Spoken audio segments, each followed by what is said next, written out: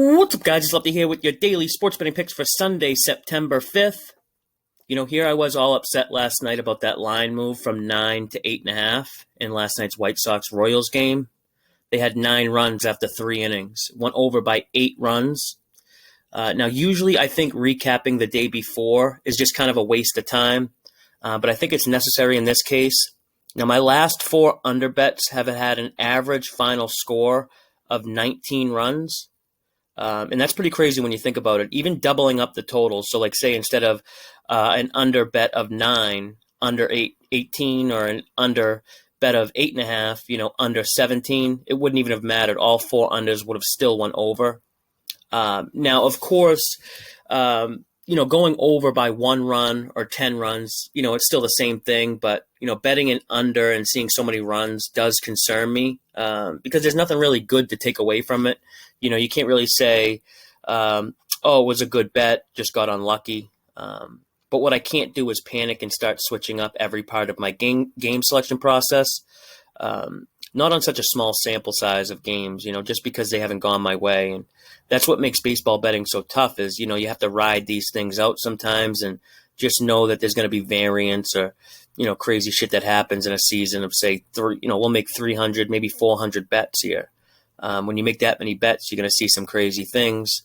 Now, I said most of this because for today's daily plays, I do have an over, maybe 2 actually, but that's just how the matchups broke down. I'd be lying if I said I wasn't nervous when I started my process and was thinking, geez, I hope it doesn't result in 2 or 3 unders today. But the point is nothing has changed. You want to evolve and adapt as the season progresses. But if you have a process you're confident in and it has worked, you want to stick to it.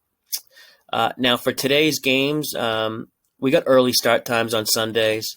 And I just took up basically 3 minutes talking about nothing. But I'm going to make this video quick. I am going to discuss 1 game here. But make sure, if you're not signed up for the text service, make sure to do that because I'm recording this video early and I'll absolutely have other plays not included in this video breakdown. Those plays will be sent out via the text service. Now let's get right into it. We're looking at the 105 start in the Bronx. O's and Yanks. Got Keegan Aiken and the 35-year-old Corey Kluber. Klubs has been battling injuries all year. He's had stints in the minors. He had his first start since May last week, allowing 5 earned over 4 innings. Even before his return of his most recent injury, he's only seen the 5th inning, I think maybe 3 or 4 times.